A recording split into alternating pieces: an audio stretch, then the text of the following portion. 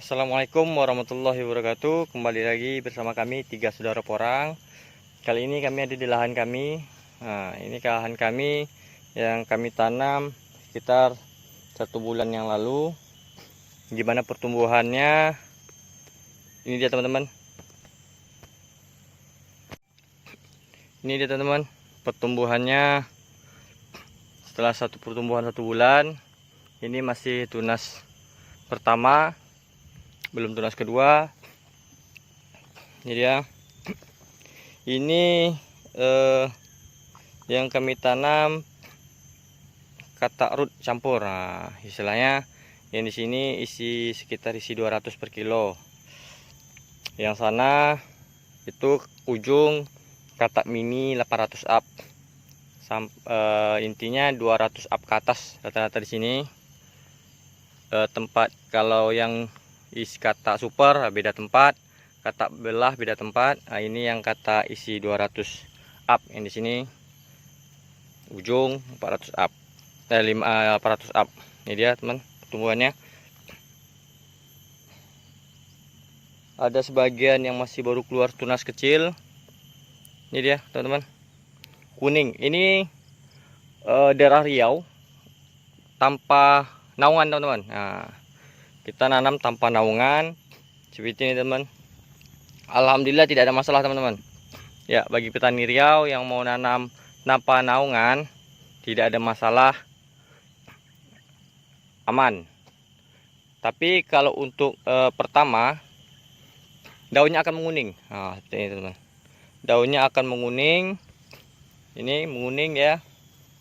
Ini tidak masalah teman-teman. Nah, karena ini masih tunas pertama, nanti tunas kedua dia akan hijau.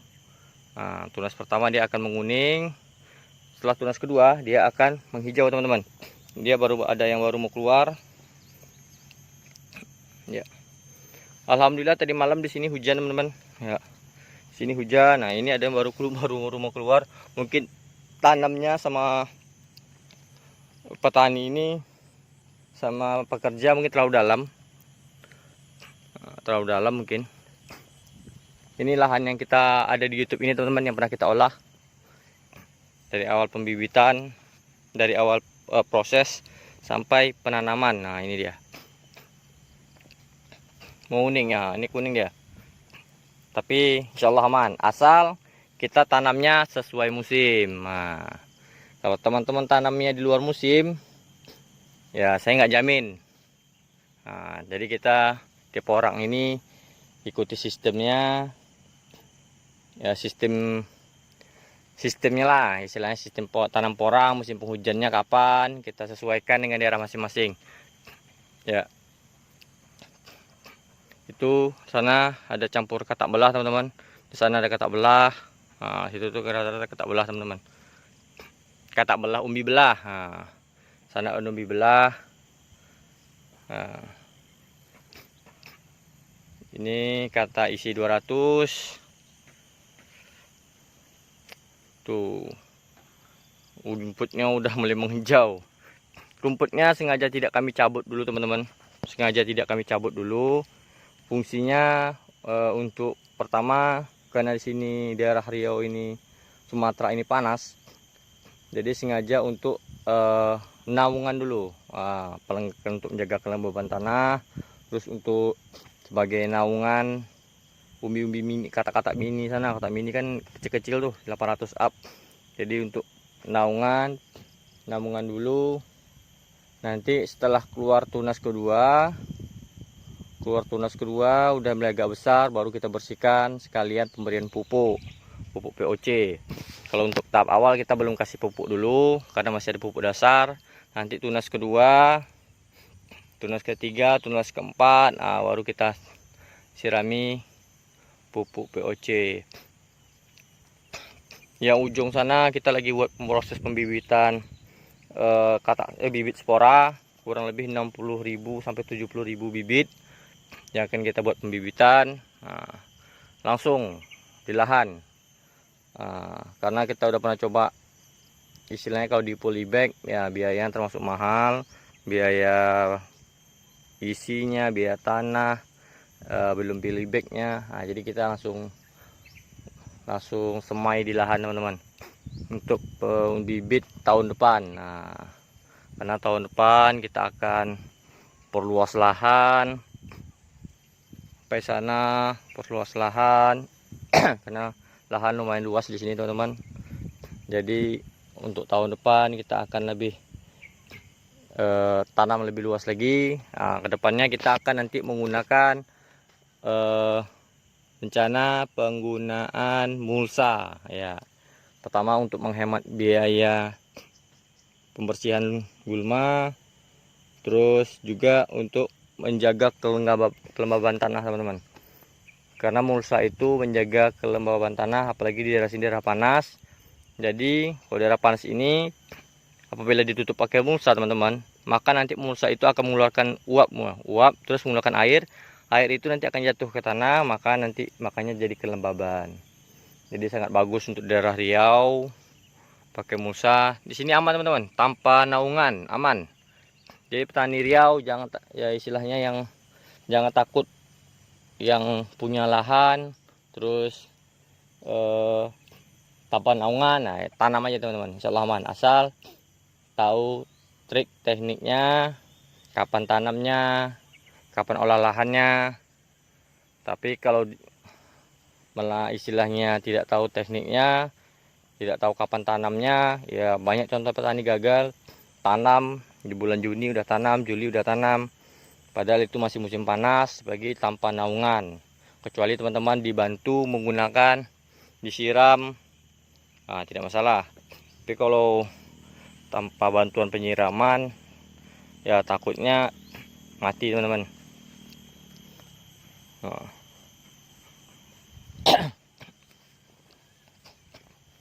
Ini dia teman-teman ya, walaupun kuning dia tetap aman teman-teman, masih dikatakan wajar. Nah, masih dikatakan wajar karena namanya daerah panas.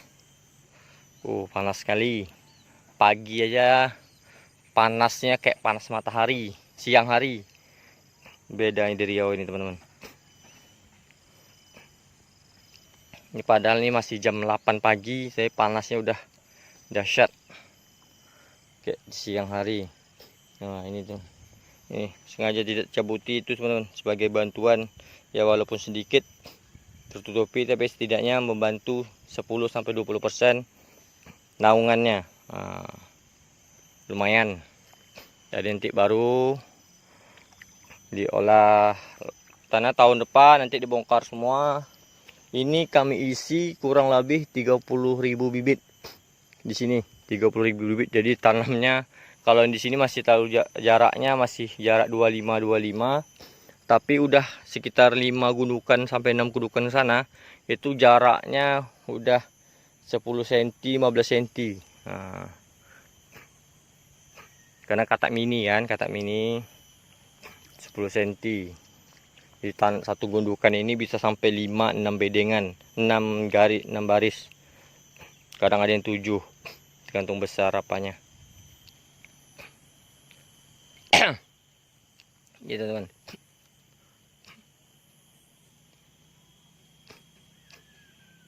Kita mulai kejar tahun ini, tahun depan baru mulai gaspol. Untuk penanamannya rencana untuk puluhan hektar. Udah ada sebagian lahan kita sendiri, sekian berapa hektar, dan kerjasama sama teman. Nah, dia punya lahan, kita sediakan bibit, jadi kerjasama.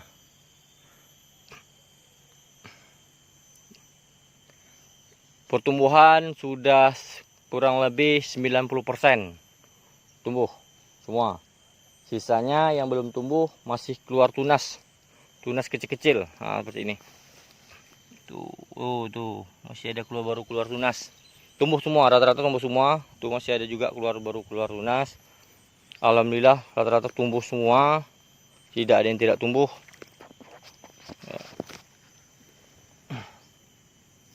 Jadi kayaknya kurang lebih 1 bulanan lagi nih, 1 bulan sampai 2 minggu 3 minggu akan keluar tunas kedua.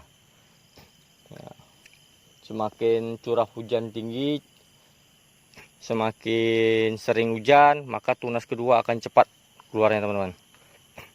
Karena tanah kelembab, jadi proses tumbuh keluar tunasnya cepat. Ya. Ini kita baru pupuk dasar, nah, teman-teman. Belum ada pupuk POC belum. Nah, pupuk POC baru kita mau buat pakai urin kambing fermentasi. Cari urin kelinci di sini lumayan susah.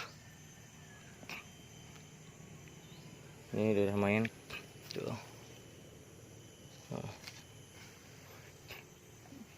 Buat petani daerah Riau, yuk kita bertani menanam porang.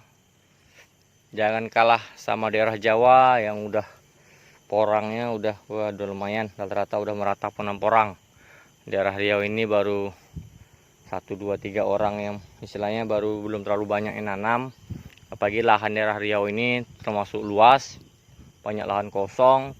Jadi kita manfaatkan untuk penanaman porang. Apalagi kalau menanam sawit yang lahan cuma sedikit, ya tidak mungkin, hasilnya juga tidak seberapa. Mendingan kita tanam porang, walaupun istilahnya lahan kecil, tapi keuntungannya lumayan teman-teman.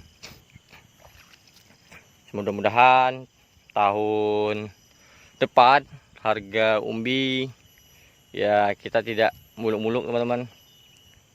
Start aja di harga 5.000 up, 5.000, 6.000, 7.000. Ya udah bersyukur. Udah bersyukur. Kalau bisa ya di atas 7.000. Karena kita petani porang ini panennya cuma ya istilahnya kalau orang baru pemula setahun setengah, 8 bulan ya. Jadi harga itu kalau bisa jangan terlalu anjlok. Karena keuntungan petani ini keuntungannya per tahun, per musim, bukan per bulan. Kita harap kepada pemerintah ya ada memberikan harga, istilah membantu petani untuk dapat harga, istilah disamaratakan semua pabrik, istilahnya ya seperti sawit. Ya, ada petani istilahnya, ada pertanian, lembaga pertanian memberi harga porang, ya masuk akal lah bisa 7.000, 10.000 seperti dulu. Teman-teman. Jadi tetap semangat teman-teman. Ini kita baru mau proses pembersihan, peninggian bedengan. Ya, karena kemarin belum sempat peninggian bedengan karena ada beberapa faktor kesibukan. Jadi sekarang kita proses pembersihan peninggian bedengan, sama ada juga penanaman bibit spora kurang lebih 60.000 sampai 70.000. Habis itu nanti ada penanaman umbi belah yang kita udah belah kemarin. Itu juga ada mau kita tanam. Karena umbi belah usahakan penanamannya di musim penghujan teman-teman. Nah, jadi kalau saya sistemnya umbi belah saat ini, belah umbi dibelah itu tidak ada namanya istilahnya di angin-angin kan, tidak ada, langsung belah. Contohnya sekilo atau 2 kilo belah 50 sampai 70, belah terus kasih GPT langsung taruh di lahan teman-teman. Nah, jadi semainya langsung ke lahan.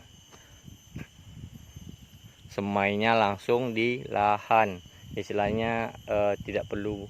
Karena saya udah coba, alhamdulillah berhasil. Kalau untuk daerah saya teman-teman ya, untuk daerah Riau, saya belah langsung kasih GPT, itu langsung saya tanam, berhasil. Nah, dengan syarat penanamannya di musim tanam. Uji coba boleh teman-teman. Petani boleh uji coba mau nanam di bulan 7 karena apa, sebagian petani ada yang nanam saya di bulan 7 tumbuh, saya bulan 6 tumbuh. Nah, istilah seperti itu teman-teman. Tapi ya kadang tidak semua petani itu keberuntungannya sama. Ya mungkin daerah sini tanggal 6 bulan 7 hujannya masih apa normal. Di sini contohnya di daerah sana bulan 6 bulan 7 ternyata masih kemarau, karena setiap daerah itu beda-beda musim hujannya. Apalagi setahun ini hujannya tidak menentu. Nah, tapi lebih baiknya, lebih amannya, lebih baik kita sabar menunggu musim tanam bulan 7 bulan 9 bulan 10. Itu musim hujan yang udah mulailah 1 minggu masih ada 1 atau 2 kali hujan ya. Karena kalau masih paling lama itu kalau usahakan jangan sampai 2 minggu kemarau. Nah, kalau 2 minggu ada hujan, pagi panas daerah Riau, mungkin daerah Jawa masih aman, tapi daerah Riau bisa mati nih pohon ini, bisa mati. Ini aja hujan masih seminggu sekali aja udah menguning seperti ini. Ini udah kuningnya sudah seperti ini, apalagi yang udah 2 minggu tidak hujan. Waduh, bisa batangnya bisa layu. Tapi insya Allah walaupun dia layu, nanti tunas keduanya akan tetap keluar dengan lebih besar dan hijau. Alhamdulillah teman-teman, bersyukur buat petani Riau. Ayo kita tanam porang bersama-sama. Salam porang dari Riau, dari 3 saudara porang. Saya akhiri, assalamualaikum warahmatullahi wabarakatuh.